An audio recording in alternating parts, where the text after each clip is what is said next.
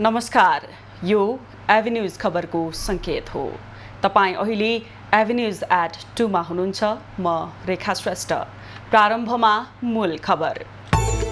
नागको पूजा अर्चना गरी घरको मूल ढोकामा टाँसेर आज नागपञ्चमी मनाइँदै देशभरका नागदह र नागस्थानमा विशेष मेला। वैदिक परम्परादेखिबाट हामीले नाग पूजा गरे। माओवादी सहितको समाजवादी मोर्चाले 7 प्रदेशमा आम सभा गर्ने। भ्रष्टाचार विरोधी सरकारको अभियानलाई समर्थन। त्यसलाई समर्थन गर्ने गरी हामी सोच्नुपर्छ। भारतले कर बढाएपछि नेपाली बजारमा प्याजको मूल्यमा अत्याधिक वृद्धि। एकै दिन आज प्याजको भाउ 41%ले बढ्यो।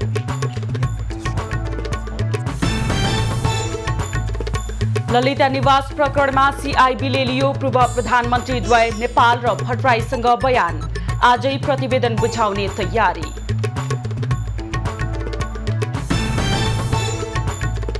र शक्तिशाली आँधी हिलरी क्यालिफोर्नियामा बज्रियो। अमेरिका र मेक्सिकोमा ठूलो जनधनको क्षति गर्ने चेतावनी।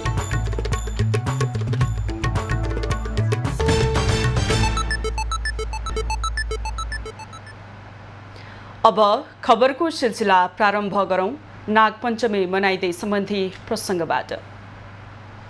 आज नागपञ्चमी। देशभर घरका ढोकामाथि नागको तस्बिर र नाग पूजा गरेर नागपञ्चमी मनाइँदैछ। यो पर्व प्रत्येक वर्ष श्रावण शुक्ल पञ्चमीको दिन मनाइन्छ। यस वर्ष साउनमा अधिक मास परेका कारण सौर मास अनुसार भदौमा यो पर्व परेको हो। यसरी नागको तस्बिर टाँस्दा वर्षभर घरमा नाग, सर्प र बिच्छी लगायतका जीवले दुःख नदिने, साथै अग्नि, मेघ र चट्याङको भयबाट पनि बच्न सकिने धार्मिक विश्वास छ। घरमा नाग, सर्प आदिले दुःख नदियोस् भनेर नाग पूजा गरिने गरिएको पुरोहित बताउँछन्।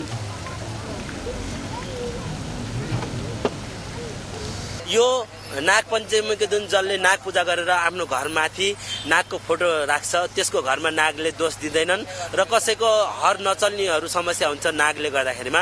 यो हाम्रो वैदिक परम्परादेखिबाट हामीले नाग पूजा गरिन्छ। त्यही भएर नागलाई पूजा गर्न अनिवार्य छ, पूजा गर्नुपर्छ।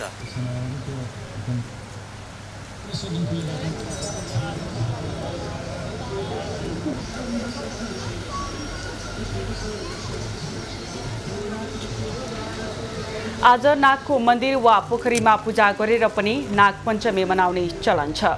नागपञ्चमी पर्व आज परम्परा अनुसार नागको पूजा अर्चना गरी घरका मूल ढोकामा टाँसेर मनाउने गरिन्छ। सो अवसरमा आज काठमाडौँको नक्सालमा अवस्थित नाग पोखरीमा नागको पूजा गर्ने भक्तजनहरूको भिड लागेको छ। साथै देशभर अन्य नागस्थानहरूमा पनि नागको पूजा गर्न भक्तजनहरू जम्मा भएका छन्। नाग पूजाको प्रचलन वैदिक कालदेखि नै सुरु भएको हो। वैदिक मान्यता अनुसार नागलाई सर्पको राजा मानिन्छ। नाग रिसाए भने पानीको अभाव हुने भएकाले पानीका लागि पनि नागलाई खुसी पार्न पूजा गर्ने परम्परा रहेको वराह पुराणमा उल्लेख छ। राष्ट्रपति रामचन्द्र पौडेलले सर्वदलीय बैठक बोलाएका छन्।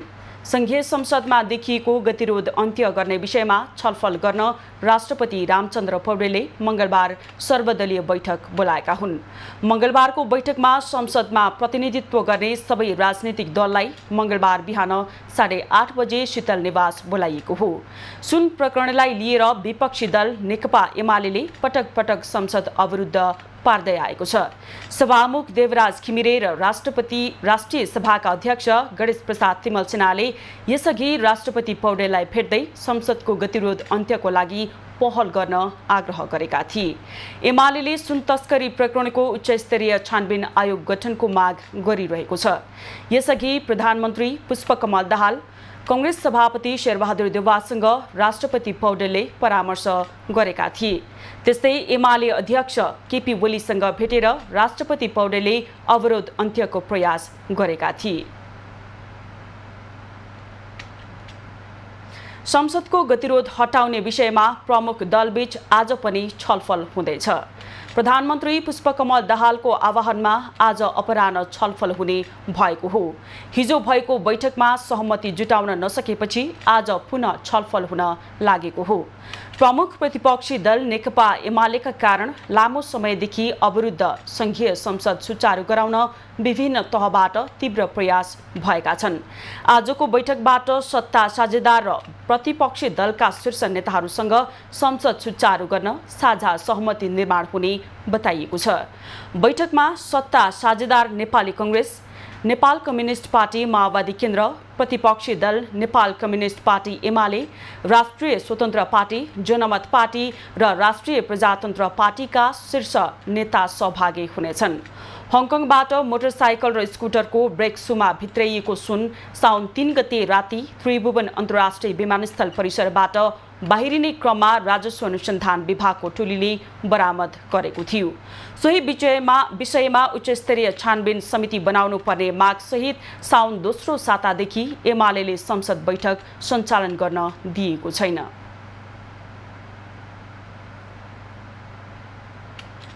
समाजवादी मोर्चाले प्रदेश स्तरमा घोषणा सभाको आयोजना गर्ने भएको छ। आज नेकपा एकीकृत समाजवादीको केन्द्रीय कार्यालयमा बसेको मोर्चाको बैठकले भदौ 8 गतेबाट प्रदेश स्तरमा घोषणा सभा गर्ने निर्णय गरेको हो। बैठकपछि सञ्चारकर्मीहरूसँग कुरा गर्दै नेकपाका महासचिव नेत्र विक्रम चन्दले मोर्चाको बैठकमा समाजवादी मोर्चाको कामलाई प्रभावकारी बनाएर लैजाने र भ्रष्टाचार विरोधी आन्दोलनलाई समर्थन गर्ने निर्णय भएको बताए। घोषणा सभाहरू गर्ने निर्णय गरेका छौँ। सँगसँगै यो देशमा जो भ्रष्टाचार विरोधी आन्दोलन चलिरहेको छ त्यसलाई समर्थन गर्ने गरी हामी सोच्नुपर्छ भन्ने कुराहरू भयो। बैठकले घोषणा सभा 8 गते मध्य प्रदेशको वीरगञ्जमा, 12 गते लुम्बिनीको बुटौल, 13 गते सुदूरपश्चिमको धनगढी, 14 गते कर्णालीको सुर्खेत, 15 गते गण्डकीको पोखरा, 23 गते बागमतीको हेटौडा र 25 गते कोशीको विराटनगरमा घोषणा सभा गर्ने निर्णय गरेको हो। बैठकमा समसामयिक राजनीति र समाजवादी मोर्चाको भूमिकाको बारेमा छलफल भएको पनि नेताहरूले बताएका छन्। प्रभावकारी भूमिकालाई अगाडि बढाएर लैजानुपर्छ, यसलाई एउटा शक्तिको रूपमा विकास गर्नुपर्छ र समाजवादी आन्दोलनलाई अगाडि बढाउनुपर्छ भन्ने कुरामा हामीले दृढता व्यक्त गर्यौं। प्रदेश घोषणा सभामा प्रदेशका लागि समाजवादी मोर्चाको संयोजक तोक्ने निर्णय पनि बैठकले गरेको छ। मोर्चामा सत्तारूढ नेकपा माओवादी केन्द्र, जनता समाजवादी पार्टी नेपाल, नेकपा एकीकृत समाजवादी र नेत्र विक्रम चन्द नेतृत्वको नेकपा सहभागी छन्। प्रस्तावित प्रधान न्यायाधीश विशम्बर प्रसाद श्रेष्ठले फैसला कार्यान्वयन विशेष योजना प्रस्तुत गरेका छन्। संवैधानिक परिषदबाट प्रधान न्यायाधीशका लागि सिफारिस भएका श्रेष्ठले संसदीय सुनवाई समितिको आजको बैठकमा लिखित कार्ययोजना प्रस्तुत गरेका हुन्।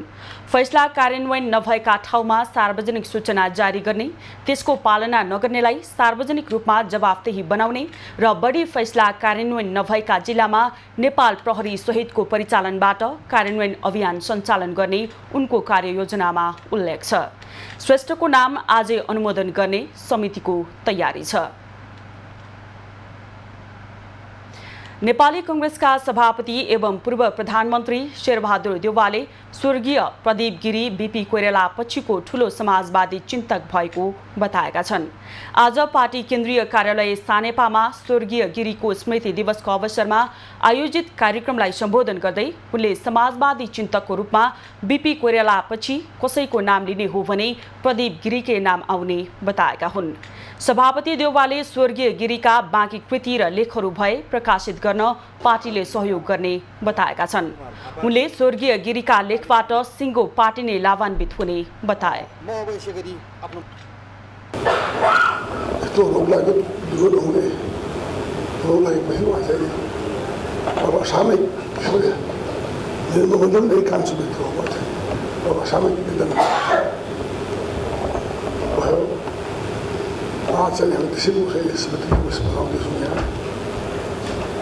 त्यसकारण चाहिँ वार्ता चाहिँ कुराहरू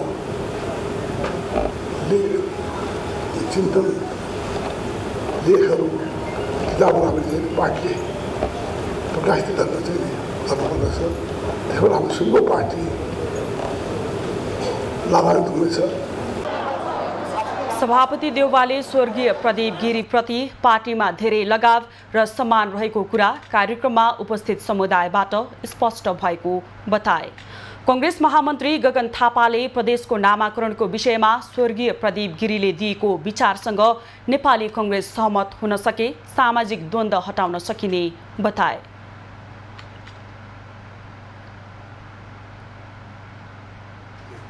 महामन्त्री थापाले पहिचानको आधारमा प्रदेशको नामाकरण गर्दा समाजको द्वन्द्वलाई केही समयसम्मको लागि रोक्न सकिने स्वर्गीय गिरीको विचार कांग्रेस जस्तो मूल राजनीतिक पार्टीले प्राथमिकतामा राख्नुपर्ने बताए। उनले आफू केही दिन अघि मात्रै झापा र इलाम पुगेर आएको भन्दै कोशी प्रदेशमा नामाकरणको विषयलाई लिएर स्थिति थप पेचिलो बन्दै गइरहेको उल्लेख गरे। कोशी प्रदेश सभाको कार्यव्यवस्था परामर्श समितिको बैठक बोलाएर उपसभामुख सृजना दनुवार काठमाडौँ गएपछि प्रदेश सभा बैठक अनिश्चित बनेको छ। बैठक अनिश्चित भएपछि मुख्यमन्त्री उद्धव थापाले आज लिने भनेको विश्वासको मत अनिश्चित भएको छ। गत साउन 16 गते मुख्यमन्त्री नियुक्त भएका उद्धव थापालाई विश्वासको मत लिनका लागि भदौ 13 गतेसम्मको समय छ। सभामुख दनुवारले स्वास्थ्यमा समस्या देखिएको भन्दै उनले प्रदेश सभामा उपस्थित हुन नसक्ने जानकारी समेत गराएकी छन्। कांग्रेस सांसद इस्राइल मन्सुरीलाई बैठक सञ्चालनको जिम्मेवारी दिएर उपसभामुख विदामा पसेकी हुन्। प्रदेश सभा नियमावली अनुसार सभामुख र उपसभामुखको अनुपस्थितिमा बैठक सञ्चालनका लागि 4 जना प्रदेश सभा सदस्यलाई मनोनयन गरिएको छ। बैठक सञ्चालनका लागि मनोनयन गरेका 4 जना प्रदेश सभा सदस्य मध्ये नेकपा एमालेकी मालती कुमारी लिम्बू र राप्रपाका अमर बहादुर विष्टले आजको बैठकमा उपस्थित हुन नसक्ने सूचना प्रदेश सभा सचिवालयमा दर्ता गराइसकेका छन्। बाँकी 2 जना गीता तिमल सिन्हा नेकपा माओवादी केन्द्रकी हुन् भने इस्राइल मन्सुर नेपाली कांग्रेसका हुन्। उपसभामुख दनुवार अनुपस्थित हुँदा यिनै 2 मध्ये 1 जनाले बैठकको अध्यक्षता गर्नुपर्ने बाध्यता छ। ज्येष्ठ सदस्यले बैठकको अध्यक्षता गर्दा नेपाली कांग्रेसका अमृत कुमार अर्यालले गर्नुपर्ने हुन्छ। उनले अध्यक्षता गर्दा मुख्यमन्त्री थापाले विश्वासको मत लिन असहज देखिन्छ। 93 सदस्यीय प्रदेश सभामा नेपाली कांग्रेसका 29, नेकपा माओवादी केन्द्रका 13, नेकपा एकीकृत समाजवादीका 4 र जसपाका 1 गरी सत्ता पक्षसँग 47 जना प्रदेश सभा सदस्य छन्।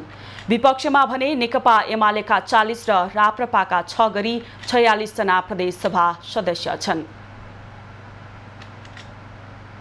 नेकपा एकीकृत समाजवादीको पोलिट ब्युरो कमिटीको बैठक आज पनि जारी छ। हिजोदेखि सुरु भएको पोलिट ब्युरो बैठकले आज पनि निरन्तरता पाउन लागेको हो।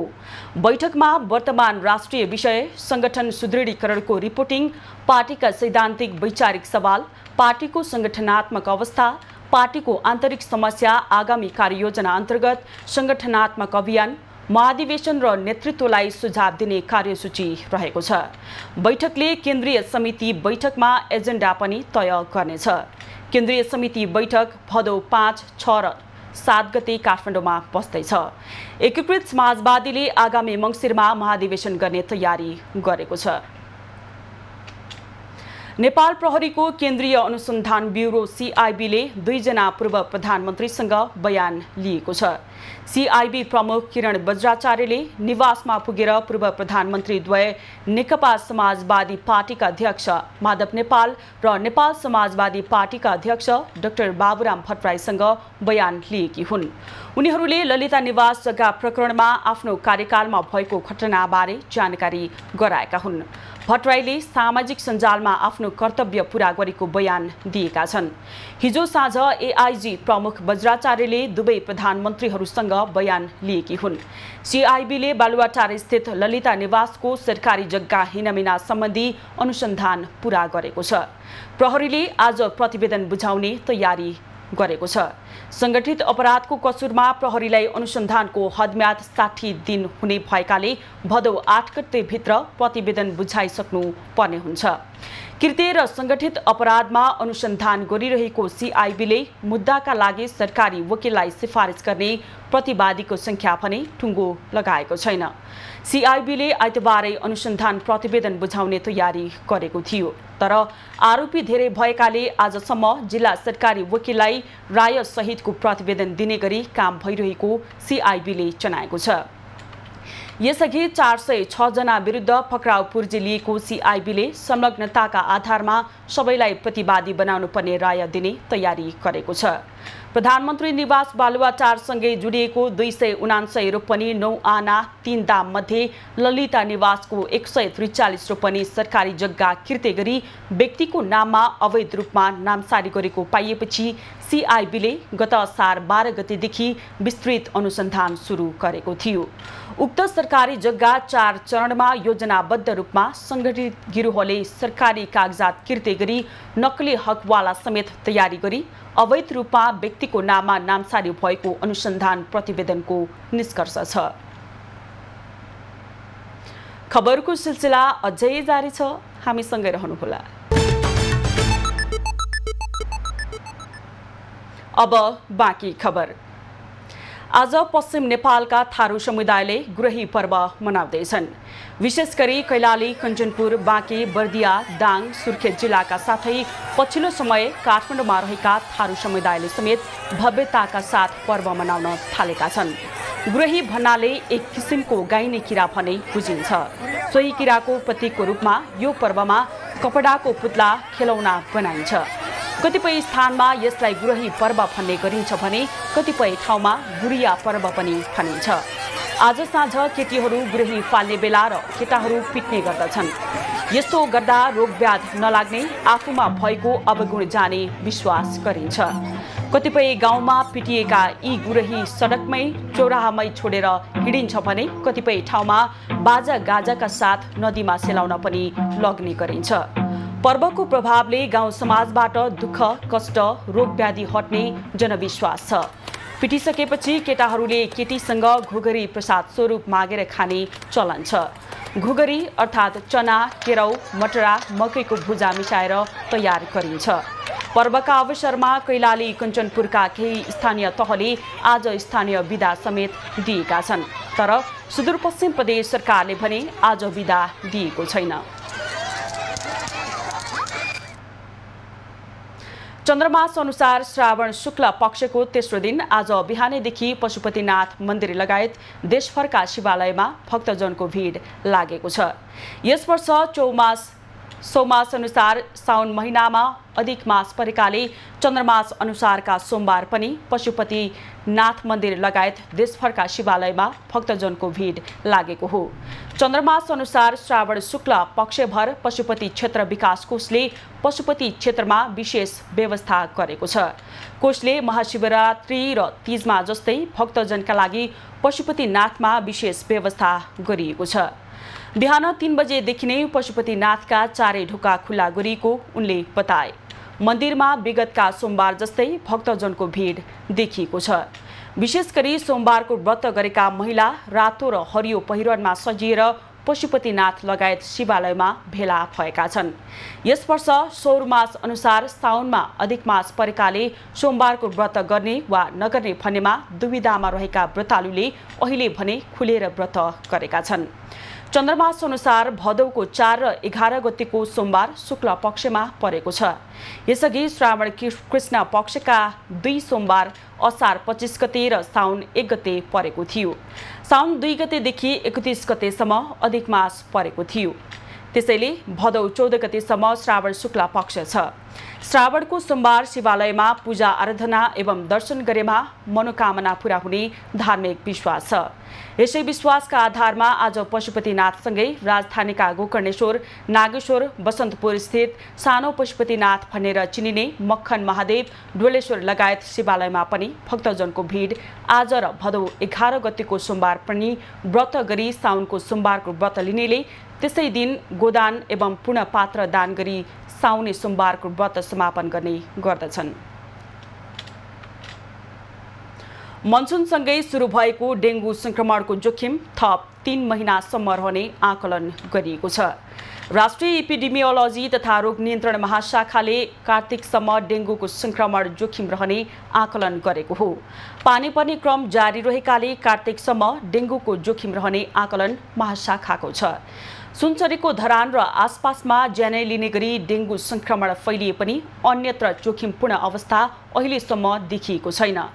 जेठ यता डेङ्गु संक्रमणका कारण मृत्यु भएका 12 जना मध्ये धरानका मात्रै 11 रहेको महाशाखाले जनाएको छ। देशभरिमा हालसम्म 16,267 जनामा डेङ्गु संक्रमण भइसकेको महाशाखाको तथ्याङ्क छ। सबैभन्दा बढी सुनसरीमा 8,452 जना, त्यसपछि मोरङमा 1,877 जना, धादिङमा 1,757, झापामा 926 जना, काठमाडौँमा 390 जनामा संक्रमण देखिएको छ। तथ्याङ्क अनुसार हालसम्म 4 जिल्लामा 500 भन्दा बढी संक्रमित भेटिएका छन्। संक्रमण भने 77 जिल्लामै फैलिएको छ। दरबन्दी बमोजिमका विशेषज्ञ डाक्टर कार्यालय प्रमुख नपाएको पर्वत अस्पतालले 7 वर्षपछि विशेषज्ञ डाक्टरलाई कार्यालय प्रमुखको रूपमा पाएको छ। नवौं तहको कार्यालय प्रमुख रहने दरबन्दीमा यसअघि लगातार 7 वर्षसम्म निमित्त कार्यालय प्रमुखको भरमा अस्पताल सञ्चालन हुँदै आएको थियो। धौलागिरी अस्पताल बागलुङबाट डाक्टर हेमन्त बास्तोला कार्यालय प्रमुखको रूपमा सरुवा भएपछि पर्वत अस्पतालले 7 वर्षपछि विशेषज्ञ डाक्टरलाई कार्यालय प्रमुखको रूपमा पाएको हो। संघीयता कार्यान्वयनपछि पहिलो पटक जिल्ला अस्पताल पर्वतले विशेषज्ञ डाक्टरलाई स्वागत गर्न पाएको अस्पतालका अध्यक्ष शङ्कर गिरीले बताए।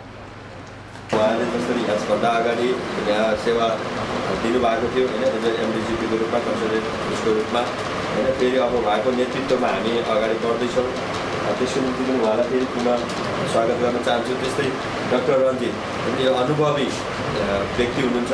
उहाँको जीवन यो अहिले समय अवधिमा लगभग 800 भन्दा बढी अपरेसन गरिसक्नु भएको छ डाक्टर रन्जितले। उहाँलाई पर्वत हस्पिटलमा हामीले पाउने एउटा अनुभवी डाक्टरको रूपमा हामीले पाउनु त्यो हाम्रो निम्ति पनि सौभाग्यता छ।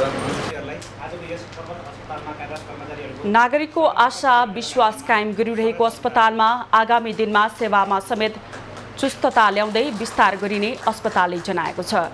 डाक्टर बास्तोला अस्पतालमा आएसँगै अस्पतालमा सञ्चालन हुने अपरेसन सेवादेखि अन्य विशेषज्ञ अपरेसन सेवाहरू पुनः सुचारू हुने भएको छ। देशको जेठो अस्पताल वीर अस्पतालले उपचारमा सहजताका लागि अपरेसन कक्षलाई पूर्ण क्षमतामा सञ्चालन गर्ने तयारी थालेको छ। शल्यक्रियाका लागि लामो समय पालो कुर्नुपर्ने बाध्यतालाई अन्त्य गर्न करारमा जनशक्ति राखेर भए पनि सेवाग्राहीलाई सहजता पार्ने पहल भएको छ। वीर अस्पतालको निकट भविष्यमा नै अपरेसनमा पालो कुर्नुपर्ने बाध्यतालाई समाधान गर्ने भएको छ।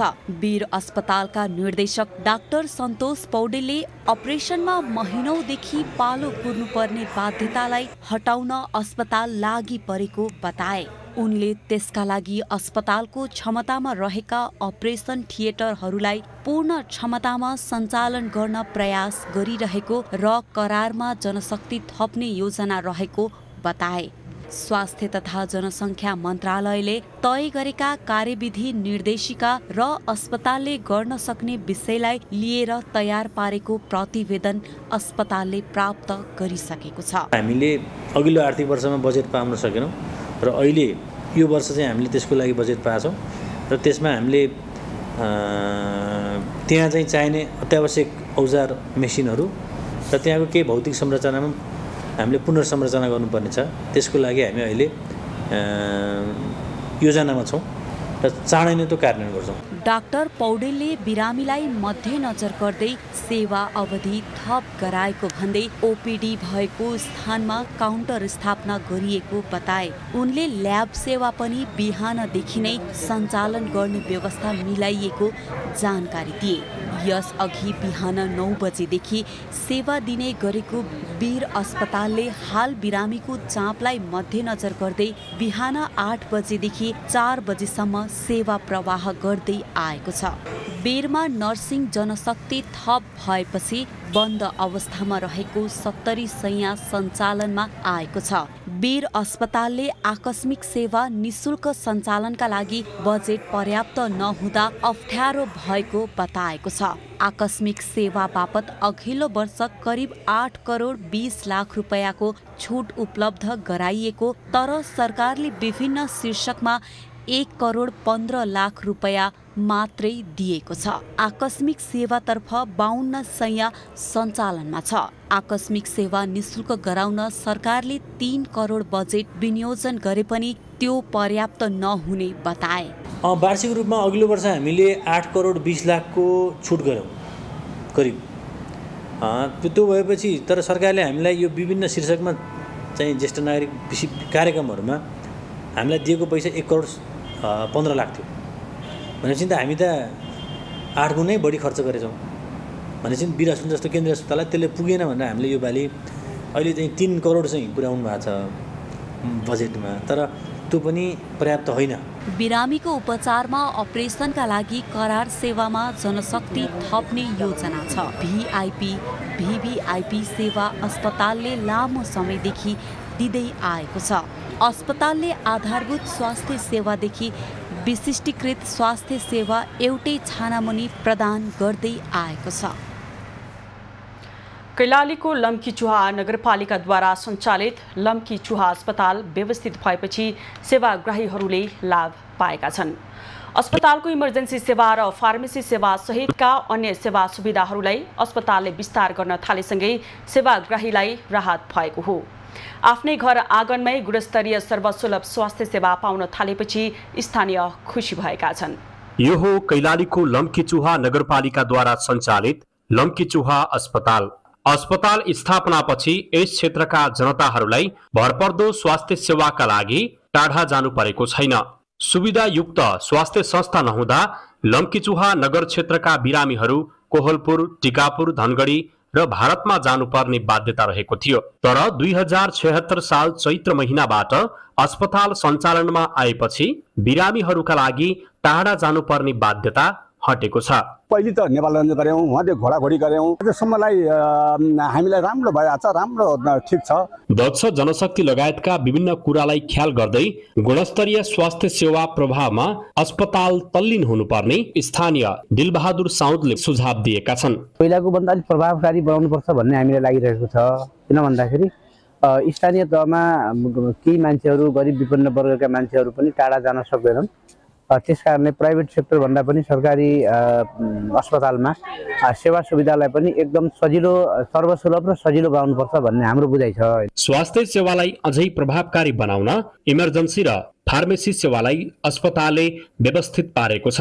अबको केही महिनाभित्र यस क्षेत्रका बिरामीहरूले विशेषज्ञ डाक्टर सहितको अपरेसन सेवा यसै अस्पतालबाट पाउने व्यवस्थापक जयेन्द्र जैसीले विश्वास व्यक्त गरेका छन्। हामीले ओटी सेवा तुरन्तै सञ्चालन गर्ने लक्ष्य लिएका छौँ। अब यो सेवा तत्काल हामी 3-4 महिनाभित्र सुरु गरेर यहाँका सेवाग्राहीहरूलाई अन्त जान अनि यस्ता चाहिँ जटिल किसिमका एपेन्डिक्स, हर्निया, हाइड्रोसिल जस्ता अपरेसनहरू पनि हामीले सुरु गरेर सेवाग्राहीहरूलाई यहाँबाट सेवा प्रदान गर्ने लक्ष्य लिएका छौँ। अस्पतालमा स्वास्थ्य बिमाबाट उपचार गराइरहेका बिरामीले केही औषधि नपाएको गुनासो गरिरहेकाले बिमा बोर्डसँग कुरा गरी सबै खाले औषधि सहज रूपमा उपलब्ध गराउन पहल गर्ने अस्पतालका सदस्य सचिव गंगाराम उपाध्यायले बताए। परल मूल्य बढी पर्न गएकोले जनताहरूले त्यो औषधि नपाउन सकेको अवस्था पनि छ। यसको लागि पनि छिटै के हुँदैछ त, एक किसिमको राय सुझाव सङ्कलन गरेर बिमा बोर्डले निर्णय गर्दैछ कि अब वर्तमान अवस्थामा कुन खालको औषधिको मूल्य कुन प्रकारको छ त, कति छ, त्यो अनुसार छिट्टै हामीले जानकारी गुनासो त्यहाँ पठाइसकेका छौँ। गत आर्थिक वर्षमा यस अस्पतालले 50,000 भन्दा बढी बिरामीहरूलाई प्रत्यक्ष स्वास्थ्य सेवा प्रदान गरेको छ, जसमा लम्कीचुहा नगरपालिका लगायत आसपासका 5 स्थानीय पालिकासँगै सुर्खेत जिल्लाका स्थानीयहरूले समेत सेवा लिएका छन्। एबी न्यूज खबरका लागि मंगल बास्कोटे, कैलाली।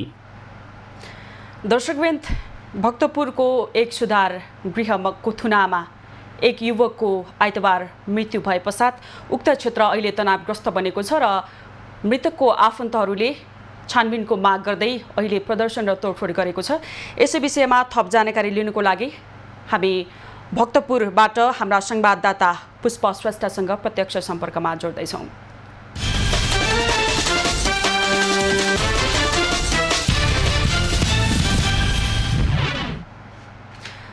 पुष्प, भक्तपुरमा भएको एक सुधार गृहमा एक युवकको रहस्यमय मृत्यु भए पछाडि उक्त क्षेत्र चाहिँ तनावग्रस्त बनेको छ भन्ने खबरहरू आइरहेको छ। अहिले पछिल्लो अवस्था के छ, हामीलाई यसको बारेमा विस्तृत जानकारी गराउनुहोस्। केही मिनेट अगाडि पुरै तनावग्रस्त रहेको थियो रेखा यो क्षेत्र र अहिले चाहिँ जुन सुधार गृहबाट बच्चाहरू बाहिर निस्किएर प्रहरीहरू खेदिसके पछाडि प्रहरीहरू सेफ ठाउँमा गएर बसेको छ र प्रहरीहरूले चाहिँ अहिले घाइते प्रहरीहरू जुन बच्चाहरूले भित्र ढुङ्गा हानेर चाहिँ घाइते बनाइएको थियो उनीहरूलाई चाहिँ अहिले उपचारको लागि लाने क्रम जारिरहेको छ। अब यसको आइतबार नभएर यसको शनिबारको घटना हो। रामेछापबाट 17 वर्षीय बालक युवक भनौँ न, उनले चाहिँ बलात्कार केसमा अहिले यो सुधार केन्द्रमा आफ्नो जीवन बिताइरहेको बेलामा गत शनिबारको दिन यो सञ्चालक समितिलाई जानकारी गराउँदै पनि उपचारमा नलगिकन मृत्यु भएको छ र उसको शरीरमा चाहिँ नीलडाम देखिएको छ। र आज के हो त यथार्थ बुझ्ने क्रममा चाहिँ उहाँहरूको परिवारहरू यो सुधार केन्द्र सानो ठिमीमा आएको रहेछ, जुन चाहिँ युसेफले चलाएको सुधार केन्द्र रहेछ। त्यहाँ आउँदाखेरि चाहिँ उनीहरूले जबरजस्ती यो मुद्दा मिलाउन खोजेको र प्रशासनले पनि उपयुक्त रूपमा छानबिनको लागि प्रक्रिया अगाडि नबढाएको भनिसकेपछि परिवारहरू आक्रोशित भएर बाहिर नारा गरिरहेको थियो। यसै क्रममा भित्र पनि जुन सुधार केन्द्रमा रहेका कैदीहरूले पनि उठेर नै विरोध जनाइरहेको थियो। तर एक्कासी उनीहरूमा के भयो, त्यस पछाडि भित्र नै तोडफोड हुन थालिसक्यो र तोडफोड रोक्नको निम्ति प्रहरी प्रवेश गरेको थियो सुधार केन्द्रमा। सुधार केन्द्रमा प्रवेश गर्ने बित्तिकै प्रहरीले केही लाठीचार्ज सुरु गर्यो तर त्यहाँ भएको जुन कैदीहरूले चाहिँ ढुङ्गामुढा सुरु गरेको छ र अहिले बन्दी गृहमा रहेको बाल गृहमा रहेको पनि घाइते छन्, यता प्रहरीहरू पनि घाइते भएको छ र अहिले चाहिँ थप फोर्स मगाइएको छ यहाँ प्रहरीहरूको र अहिले चाहिँ केही शान्त भएको छ। अहिले जो तोडफोडमा उत्रिएका बालकहरू फेरि आफ्नो ठाउँ फर्किसकेको छ। रेखा, हजुर, भक्तपुरमा अहिले जुन प्रदर्शन भइराखेको छ त्यो प्रदर्शनमा मृतकको आफन्तहरूको माग पुरा हुने सम्भावना अहिले कतिको देख्नु भएको छ? अहिले चाहिँ दुवै पक्ष अहिले तितर-बितर भएको छ यहाँनिर, होइन। अब प्रहरीले पनि आफ्नो नियन्त्रणमा लिन नसकेपछि पछाडि प्रहरी पनि ब्याग हटिसकेको छ, किनभने ढुङ्गामुढा अत्याधिक गरेको छ भित्रबाट र टेलिभिजनदेखि लिएर भित्रको त्यो जिमको सामानहरू सबै कुराले चाहिँ प्रहरीलाई हानेको छ र प्रहरीहरू धेरै घाइते भइसकेको छ। अहिले तितर-बितर भएको छ र यहाँनिर अहिले खास चाहिँ यो जुन जहाँ चाहिँ अहिले अघि भर्खरै युद्धभूमि भनेर परिणत भएको थियो त्यो क्षेत्र चाहिँ अहिले अलिकति शान्त भएको छ, किनभने प्रहरीहरू पछि हट्ने बित्तिकै ती सुधार गृहबाट निस्केका बालकहरू अहिले भित्र पसिरहेको छ। किनभने यो चाहिँ हाम्रो घर हो, हामीले भागे पनि 1 महिनामा समातिहाल्छ, हामी किन भाग्ने भन्दै उनीहरू भित्र छिरेकोले गर्दाखेरि अहिले हामीले यहाँनिर दुवै पक्षकोलाई सम्पर्कमा ल्याउन सकिरहेका छैनौँ र सम्पर्कमा आउने बित्तिकै म तपाईँहरूसँग सम्पर्कमा रहन्छु। अहिले यहाँले बाल सुधार गृहको आधिकारिक व्यक्तिहरूसँग सम्पर्कमा कतिको जान सक्नु भएको छ? मैले सम्पर्क चाहिँ गर्न खोजेको थिएँ तर उहाँहरू अहिले सम्पर्कमा आउन चाहिराख्नु भएको छैन र प्रहरीले पनि दिइराख्नु भएको छैन, किनभने यो चाहिँ सकेसम्म बसेर वार्ता गरौँ भन्ने खालको सरकारी पक्षको कुरो आइरहेको छ, जसले यहाँनिर अहिले लिड गरिराख्नु भएको छ, उहाँले चाहिँ त्यो गरिराख्नु भएको छ भनेदेखि आफन्तहरू चाहिँ होइन हामीलाई यो बाल गृह केन्द्रको सञ्चालकलाई चाहिँ हामीसम्म के सब सवाल भन्ने हुनुहुँदो रहेछ, उहाँलाई चाहिँ हामी माझमा ल्याउनु पर्यो भन्ने खालको कुरा गरिराख्नु भएको छ। तर उहाँहरूले चाहिँ सुरक्षाको कारणले उहाँहरूले आउन सक्नुहुन्न भन्ने खालको कुरा गर्नुभएको छ। त्यस कारणले अहिले यो जुन यहाँनिर तोडफोड सुरु भयो त्यस पछाडि सबै तितर-बितर भयो, ढुङ्गा हानान भयो यहाँनिर, त्यो भएकोले गर्दाखेरि अहिले कोही पनि सम्पर्कमा हुनुहुन्न। उहाँहरूको माग चाहिँ यथार्थ के हो त घटनाको, यदि बच्चा आफै मरेको हो भनेदेखि त्यो खुट्टामा नील चाम चाहिँ कसरी रह्यो त भन्ने उहाँहरूको एउटा प्रश्न रहेको छ र न्याय र उचित क्षतिपूर्तिको माग गर्नुभएको छ। अहिले परिवारको तर्फबाट चाहिँ उहाँको नाताले दिदी पर्ने पवित्र बस्नेत र बाजे पर्नेसँग चाहिँ मेरो कुरा भएको थियो तर सञ्चालक समितिसँग चाहिँ मेरो सम्पर्क हुन सकेको छैन। हजुर, जानकारीको लागि धन्यवाद पुष्प। हजुर, उहाँ हुनुहुन्थ्यो भक्तपुरबाट बाल सुधार गृहबाट हामीलाई जानकारी दिँदै हुनुहुन्थ्यो संवाददाता पुष्प श्रेष्ठ। भक्तपुरको बाल गृहमा एक युवकको रहस्यमय मृत्यु भए पश्चात उक्त क्षेत्र तनावग्रस्त भएको थियो र मृतकको आफन्तहरूले छानबिनको माग गर्दै प्रदर्शनी र तोडफोड पनि गरेको थियो भन्ने जानकारी हामीले पायौँ। अब लागौँ बाँकी प्रसङ्गतर्फ। रूपन्देहीको तिलोत्तमा नगरपालिकाको रहरगञ्जका किसानहरू व्यावसायिक रूपमा तरकारी खेतीमा लागेर राम्रो आम्दानी लिन सफल भएका छन्। तिलोत्तमा नगरपालिका वडा नम्बर 14 रहरगञ्जका किसानहरूले व्यावसायिक रूपमा मौसमी र बेमौसमी तरकारी खेती गरेर राम्रो आम्दानी लिन सफल भएका हुन्। रूपन्देहीको तिलोत्तमाको रहरगञ्जमा हरित क्रान्ति कृषि उत्पादन समूह गठन गरेर व्यावसायिक रूपमा तरकारी खेतीमा लागेका किसानहरूको खेतीमा यतिखेर रहर लाग्दो भिन्डी उत्पादन भइरहेको छ। 19 कट्ठा जमिनमा भिन्डी खेती गरेर यो वर्ष मात्र 13 लाख आम्दानी गर्न एकैजना किसान सफल भएका छन्। भिन्डीको खेती सुरुमा गर्मीमा 11 कट्ठा रोपियो। यो बर्खाको लागि 3, 2, 5, 2, 7, 8 कट्ठा जति बर्खाकोमा पनि रोपियो। तर गर्मीवाला पनि अहिले फलिरहेछ। 8 र 19 कट्ठा भिन्डी भयो हाम्रो। यो वर्ष मार्केट राम्रो पाएको हुनाले लगभग 13 लाखसम्मको बेचियो। अब कस्तो मार्केट हुन्छ, यदि मार्केट रह्यो भने लगभग अझ पनि 2-2.5 लाखसम्मको बढी बेच्न सकिन्छ। यो गाउँमा अहिले हरित क्रान्ति कृषि उत्पादन समूहमा 18 जना किसानहरू आबद्ध रहेका छन्। तरकारी खेती नै उनीहरूको मुख्य पेसा हो। उनीहरूले यही खेतीबाट जीविकोपार्जन गर्दै आएका छन्। उनीहरूले तरकारी खेतीबाट 8-10 लाख सहजै कमाइ गर्दछन्। बजारको खासै समस्या नभए पनि तरकारीमा रोग किरा लाग्ने भएको किसानको भनाइ छ। समस्या त रोग किरा लागेको छ नि, हामी पत्तै लगाउन सकेका छैनौँ। त्यो पैसा केही औषध प्राविधिक छैनन्। अब त्यही हामी मागा खातैबाट धेरै मागा खाए। यस क्षेत्रमा सिजन अनुसार भिन्डी, सिमी, करेला, काँक्रा, लौका, घिरौँला, बोडी लगायत विभिन्न किसिमका तरकारी खेती गर्दै आएका छन्। उनीहरूले जिल्लाको विभिन्न ठाउँमा बार अनुसार लाग्ने हाट बजारमा तरकारी बेच्दै आएका छन्। अबको पालो एभेन्यूज दैट बिजनेस।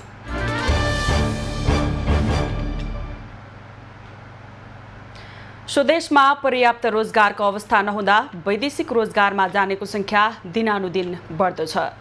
आर्थिक सङ्कुचन र उत्पादनशील क्षेत्र चलायमान नहुँदा बेरोजगारको संख्या बढी छ। जीवनयापनका लागि मधेसका युवाहरू विदेशिने क्रम बढेको छ। स्वदेशमा बढ्दो बेरोजगारी र आर्थिक दुरावस्था तथा उत्पादनशील क्षेत्रमा रोजगारीका अवसर सिर्जना नहुँदा मधेसको युवाहरूका श्रम शक्ति विदेशिने क्रम बढ्दो छ। विदेशबाट कमाएको पैसाले स्वदेशमा घर बनाउने, बिहेबारी गर्ने र आर्थिक रूपमा सशक्त हुने र फेरि जीवन धान्नका लागि दोहोर्याएर विदेश जानेहरूको संख्या मधेस प्रदेशमा अत्याधिक छ। देशैभरका सबैभन्दा बढी वैदेशिक रोजगारमा जाने युवाहरू मधेसका 5वटा जिल्लाबाट रहेको श्रम, रोजगार तथा सामाजिक सुरक्षा मन्त्रालयको तथ्याङ्कले प्रस्ट्याएको छ।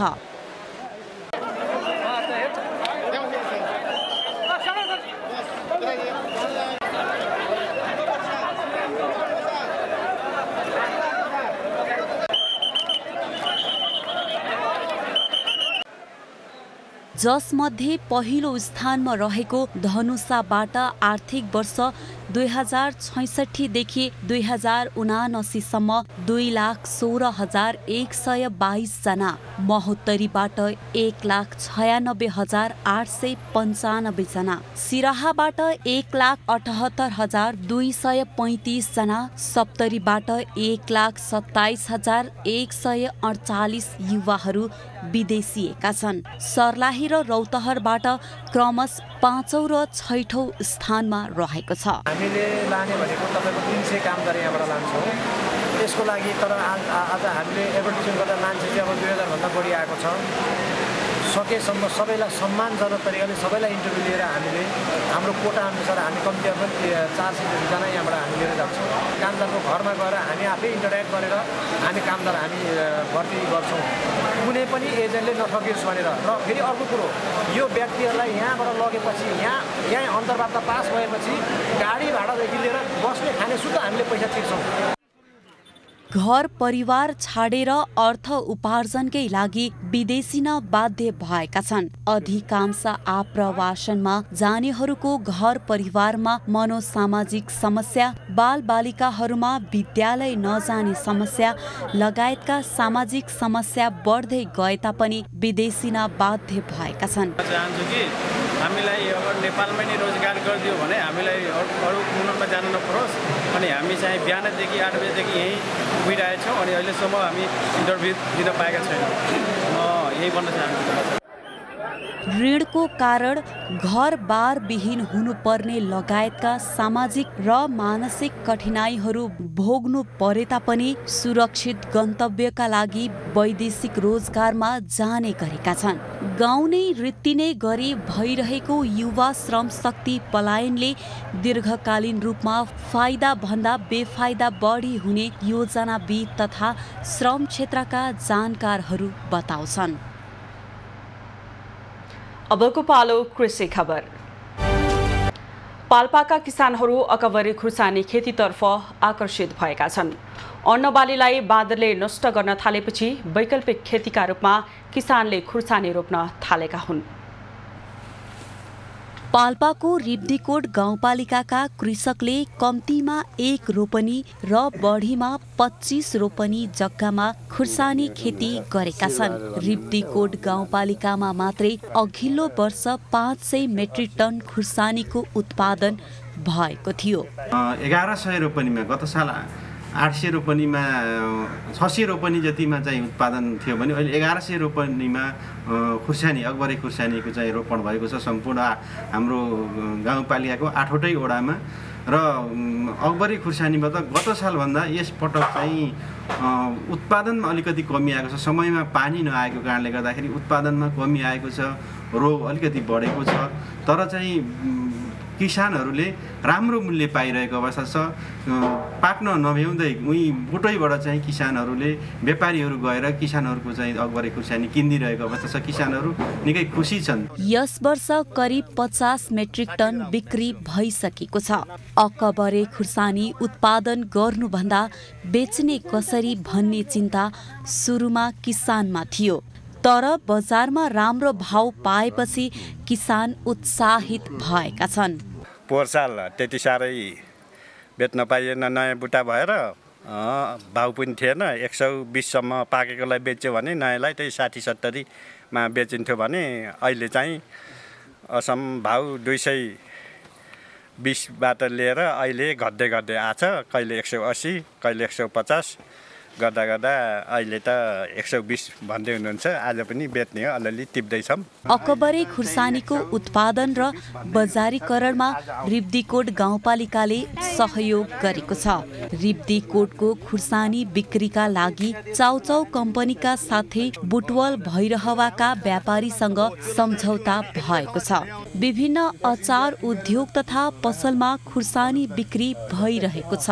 8वटा वडामा 5000 वर्गमिटर क्षेत्रफलमा नर्सरी व्यवस्थापन गरी खुर्सानी खेती गरिएको थियो। अकबरेबाट 2 करोड बढी रकम रिब्दीकोटमा भित्रिएको छ।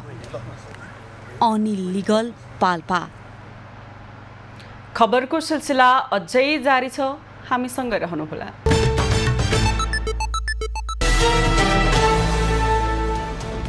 त्रिभुवन अन्तर्राष्ट्रिय विमानस्थलबाट यात्रा गर्ने विशिष्ट व्यक्तिहरूले अब भिआइपी कक्षबाट जहाज पार्किङ स्थलसम्म आफ्नो सवारी साधन लैजान नपाउने भएका छन्। उनीहरूको हकमा सुरक्षा प्रहरी सहितको सम्बन्धित वायु सेवाको भिआइपी सवारी साधनले जहाजसम्म लैजाने व्यवस्था मिलाएको छ। यसअघि पूर्व प्रधानमन्त्री, पार्टी अध्यक्षहरू तथा मन्त्रीहरूले आफ्नै गाडी जहाजसम्म लैजाने गरेकोमा अब यो रोकिनेछ।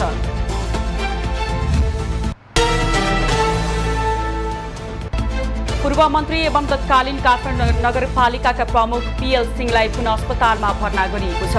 रगत बान्ता हुन थालेपछि सिंहलाई आज ललितपुर स्थित मेडिसिटी अस्पतालमा पुर्याइएको हो। उनलाई आइसियुमा राखेर उपचार थालिएको छ। जापानमा हुने स्मार्ट शहर सम्बन्धी अन्तर्राष्ट्रिय प्रशिक्षण कार्यशालामा काठमाडौँ महानगरपालिकाका प्रमुख बालिन शाह सहित नेपालका 3 नगर प्रमुख सहभागी हुने भएका छन्। कार्यक्रममा शाह सहित धनगढी उपमहानगरपालिकाका प्रमुख गोपाल हमाल र परशुराम नगरपालिका प्रमुख भरत जोशीलाई सहभागिताका लागि आमन्त्रण गरिएको हो। कार्यक्रममा विश्वभरका 18 शहरका प्रमुख सहभागी हुनेछन्। काठमाडौँ महानगरपालिकाले रोजगार नभएका जनशक्तिलाई श्रम बैंकमा आबद्ध हुन सूचना प्रकाशन गरेको छ। आर्थिक वर्ष 2080-81 को वार्षिक नीति तथा कार्यक्रममा महानगर स्वर्णिम योजना अन्तर्गत श्रम बैंक योजना सञ्चालन गर्ने नीति लिएको थियो। सोही अनुसार महानगरले आवेदन खुलाएको हो। यसबाट सामाजिक विकास लगायत क्षेत्रमा काम गर्न चाहिने जनशक्तिको सूचीकरण हुनेछ। मनसुनी गतिविधि फेरि बढ्न थालेको छ। अहिले देशभर आंशिकदेखि सामान्य बन्दै रही कोशी र बागमती प्रदेशका केही र बाँकी प्रदेशका थोरै स्थानहरूमा मेघगर्जन चट्यान सहित हल्कादेखि मध्यम वर्षा भइरहेको छ। दिउँसो सबै प्रदेशका केही स्थानहरूमा मेघगर्जन चट्यान सहित हल्कादेखि मध्यम वर्षाको सम्भावना रहेको छ। अबको पालो एभेन्यूज एट मौसम।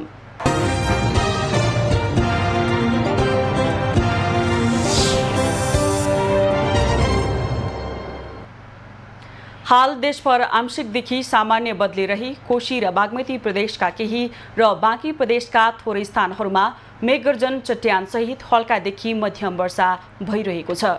दिउँसो कोशी, बागमती, लुम्बिनी र सुदूरपश्चिम प्रदेशका 1-2 स्थानमा मेघगर्जन चट्यान सहित भारी वर्षाको समेत सम्भावना रहेको जल तथा मौसम पूर्वानुमान महाशाखाले जनाएको छ। आज काठमाडौँ उपत्यकाको अधिकतम तापक्रम 31 डिग्री सेल्सियस र न्यूनतम तापक्रम 21 डिग्री सेल्सियसका बीचमा रहने अनुमान गरिएको छ। आज सूर्योदय बिहान 5:36 भए भने सूर्यास्त 6:36 हुनेछ। आज देशभरको मौसम कस्तो रहला त हेरौं देशका विभिन्न स्थानको अनुमानित मौसमी अवस्था।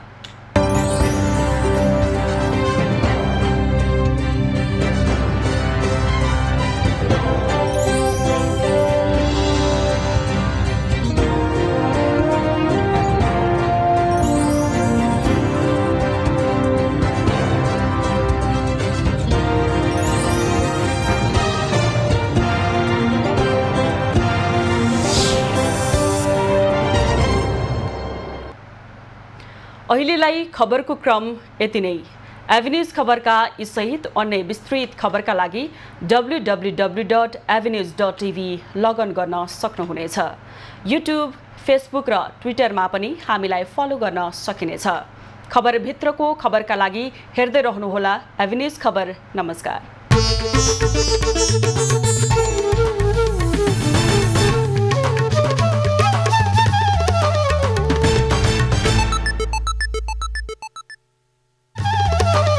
एभेन्यूज एट 2 को साथमा 1 वर्षको रिचार्ज गरेर 2 वर्षसम्म